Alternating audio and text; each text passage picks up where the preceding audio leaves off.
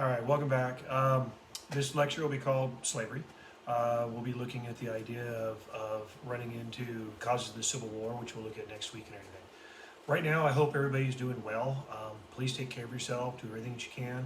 I have a lot of people that are emailing me, which is absolutely awesome and perfect. Thank you very much for doing that. I've had a lot of people who've done some makeup work where they just took a picture of the work and then took a picture and then attached it to Jupiter grades. I have done those. I'm responding to every email.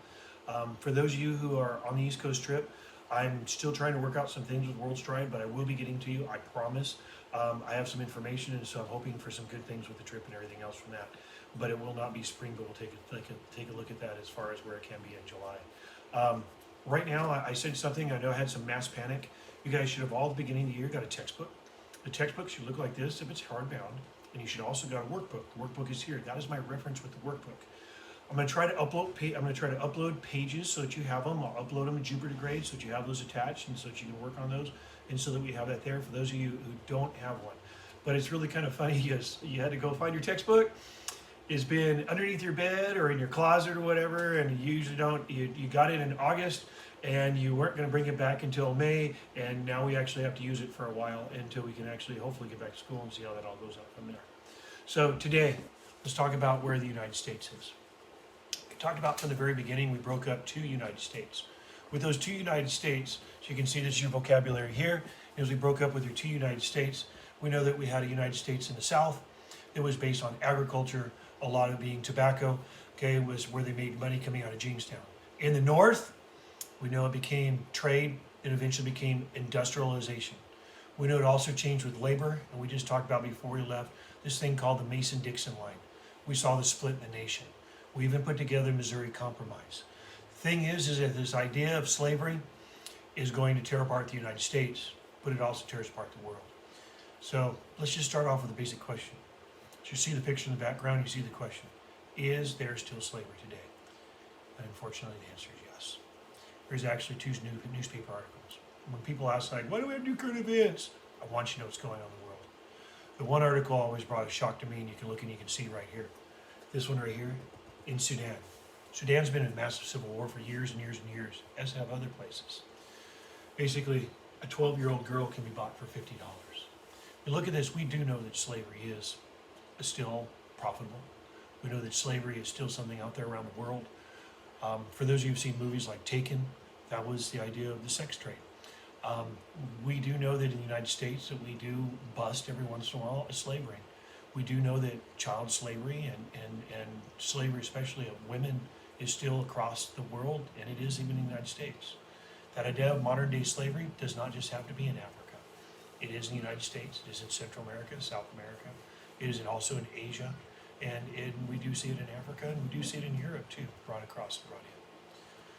These are some of the hot spots that we see today as far as where slavery is. You can kind of see a little bit of everywhere, and it does touch on all continents around the world, including, like I said, the U.S. Slavery. The first slaves brought to the United States, or brought into the United States through Dutch traders into Jamestown in 1619. However, there was slavery in the United States. However, the first bit of slavery, we called it temporary servitude. We called them indentured servants. Remember, you all signed a contract with me. With that contract, you still owe me 7 years. Indentured servitude. That was the way that you got over here. You had that document that got you here, paid for, and you worked 7 years, anywhere from 3 to 7 years, to be able to get that paid off. By 1619, the first slaves come in. Dutch traders brought them in and traded in Jamestown for a small bit. Since that, though, it increased because there's a cheap labor force. And that cheap labor force basically continued to increase all the way up until even past the United States being created with the Declaration of Independence, the American Revolution, and the Civil War, and the U.S. Constitution. By the time of first census with Thomas Jefferson, Secretary of State, by 1790, we had 700,000 slaves in the United States, mostly focused around the southern states for growing of tobacco. Tobacco became a fad. There were some other things that were there, but tobacco be it. Rice, indigo, in addition to a few other things. By 1820, we saw the growth of the United States, and we looked and we saw a split in the United States. These two surveyors, called Mason and Dixon, went out and saw the United States, and they saw that there's a distinct line between North and South. There's also a distinct line between the labor in the North and the South. The free immigration labor in the North for the Industrial Revolution and the slave labor in the South. But we realized at this point, slavery was something that was not neat. Slavery is something that should not be around. We made the moral conscience idea to put on there that in 1820 with the Missouri Compromise, that we are going to stop the African slave trade, and once a slave reaches by the age of 25 years old, that they will be set free. Slavery will supposedly decline, slowly decline. Machines are going to take over. That's what the Industrial Revolution was. Machines were supposed to take over. Meanwhile, though, slavery was still profitable. Slave trade, we knew where to get slaves from. We knew how to set it up. As you can see from the maps behind, we can see the coast. At one point here, the coast of Africa, here was called the Ivory Coast. It was called the Gulf Coast, and eventually be called the Slave Coast. These will be our kingdoms here along the Niger River that we called Ghana, Mali, and Songhai when we were in 7th grade social studies. We will nickname it the Guinea Coast, and with that Guinea Coast, it became very profitable. We had slave traders from France, Germany, Portugal, Spain, England, and eventually the United States. We're talking about 4 million slaves will be brought out of here by the Portuguese over here to the sugar plantations. Sugar still today a multi-billion-dollar industry. Tobacco still today a multi-billion-dollar industry. They'll be traded and bartered. Coastal Africans will gather interior Africans, capture them, bring them to the coast, enslave them. They'll be set in castles along this prison islands like Sao Tome, which was a Portuguese island. They'll be placed on ships. You can see like this ship here with what we have what's called tight packing.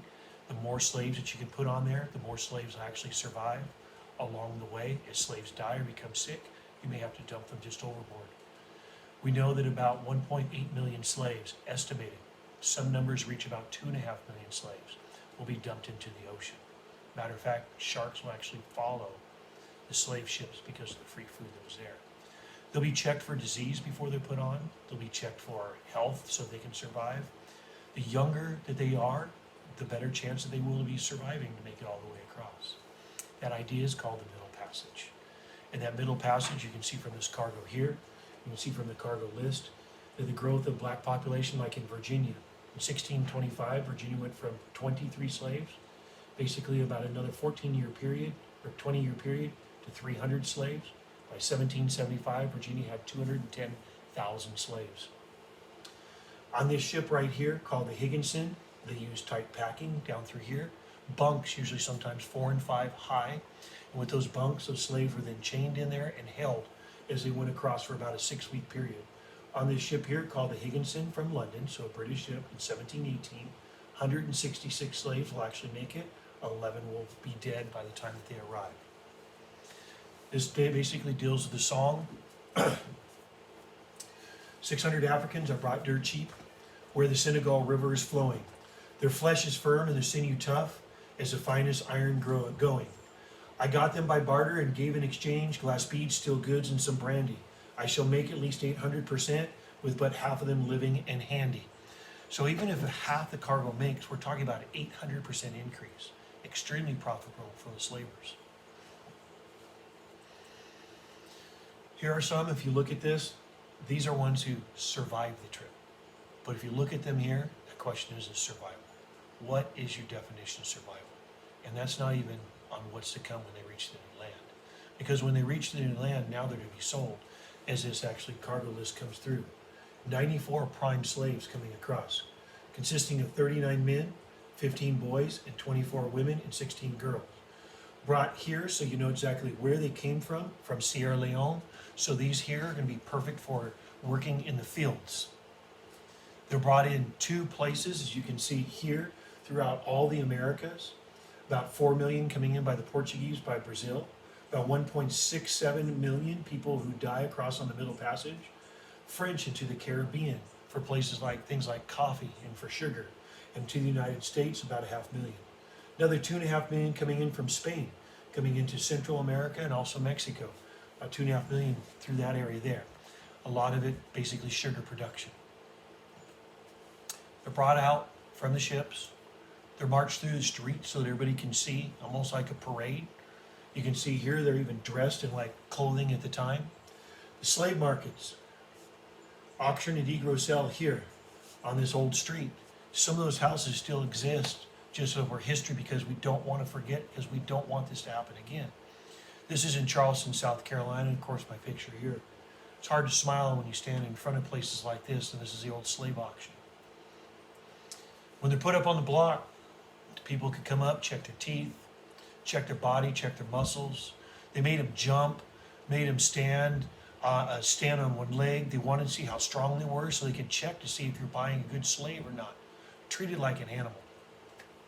Treated completely like an animal. Here's one example of it. The crowd collected around the stand. The huddling group of Negroes. The examination of muscle, teeth, and an exhibition of agility. The look of the auctioneer, the agony of my mother. I could shut my eyes and see them all. My brothers and sisters were bid off first, and one by one, while my mother, paralyzed by grief, held me by hand. Her turn came, and she was bought by Isaac Riley of Montgomery County. Then I was offered to the assembled purchasers. My mother, half distracted with the thought of parting forever from all of her children, pushed through the crowd, while the bidding for me was going on to the spot where Riley was standing. She fell at his feet and clung to his knees, begging him in tones that only mother could command, to buy her baby as well as herself, and to spare to her just at least her last little one. Will it?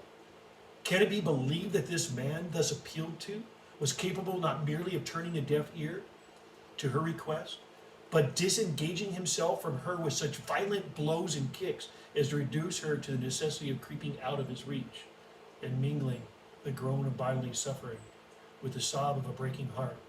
As she crawled away from the brutal man, I heard her sob out, "O Lord Jesus, how long shall I suffer this way?" I must have been between 5 and 6 years old. This is what the reality is on the block. The reality there of families being split, families being torn away, families being in all different directions. So what happened? The Missouri Compromise, slavery is supposed to slowly decrease. It didn't. Cotton gin, the Industrial Revolution. Cotton became king. The revolution in Texas, the expansion of land, the expansion of a new thing, that Industrial Revolution changed everything. And what happened, instead of it slowly decreasing, is it rapidly increased to 4 million slaves.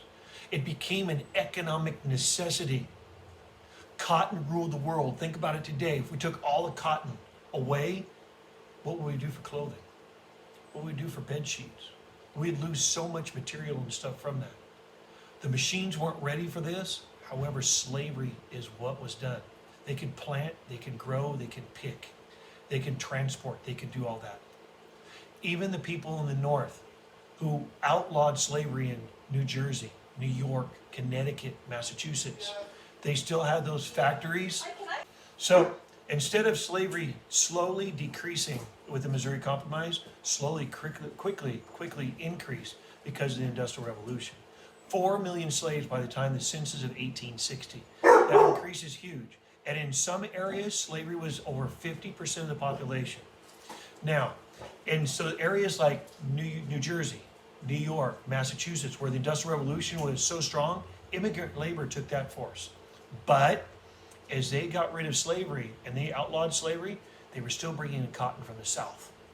So as they turned their back and said, "We're against slavery, against slavery, against slavery," but we don't want to know where the cotton's from. It becomes known as a peculiar institution. You don't want to know where your stuff came from because that cotton was coming in by slave labor, even though your state got rid of slavery. Here we have early slavery, basically in the tobacco fields. They're splitting that. They're splitting the stems here to be able to dry it out and hang it into the barns. They sang songs basically about freedom.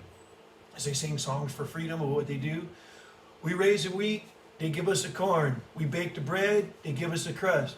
We sift the meat, the meal, they give us the husk. We peel the meat, they give us the skin. And that's the way it's in. They skim the pot, they give us the liquor. They say that's good enough for an African. Not using the word. But we look at these words and stuff like that, and it went through. This is plantation life. With plantation life, as you can see here, and that's why I had you go and look at the idea of what a plantation was by doing a virtual tour of Mount Vernon. Once you clicked on that, you saw a whole bunch. There's actually a woman does a very good job. It's about a 24-minute video of what it was like being a slave for George Washington and what slavery was like on Mount Vernon. You can see the big house. You can see everything around here, and you see the slave quarters way off to the back. Here's another idea of what the big house would look like and what a plantation would look like here. And of course, this is Mount Vernon. Mount Vernon, the big house here. We have the kitchen over on the side. We have prep rooms over here, and we have slave quarters way over here on that. Slaves basically worked with skilled labor. Some were just field hands, and some were those field workers and stuff. There are some positives and negatives because you went out, this is work that you did. You could sing songs, you could go out there and not smile, you could be angry, you can do all kinds of things. Where if you're like a domestic, and you're a domestic and have to work in the house and been in the house the whole time, you have to always keep a smile on your face because those are the things that you have to do because you're with the master all the time. Another example of like here, you can see this boy. You can see how he's dressed in the rags and stuff like that. They got the leftover clothes, if that's what you consider clothes. Here are some of the bunks at Washington's house. So in the slave quarters here. And then once again, kind of here's the rest of the bunks, and we have the kitchen. At least they kind of had their own little area that they could actually be. Okay? When it came to plantation life, we see things like this here. This is a Southern advertisement showing how happy all the slaves are. Remember, even if you're treated well on a plantation, you're still a slave. There's no happy about it. Here you can see all the different people on here. They give them the names. Not your name being African, but your name being an English name. You're stripped out of everything that you actually have. They even put a value on you because you are considered property. The idea is that African slavery increases because of things like the cotton gin. You see the cotton gin here. And that cotton gin will do the work of 100 slaves. And King Cotton basically reigns. And the southern cotton belt, as you see here, will be big. The areas that are in red, some of those areas are basically 50% population of slaves or larger. Slavery in the north decreases. Slavery in the south increases. It increases to a population where slavery becomes an economic necessity. So no matter what, how do we break away? And that's what we'll talk about tomorrow. Have a good day, guys. Miss you. Wish we're all together again.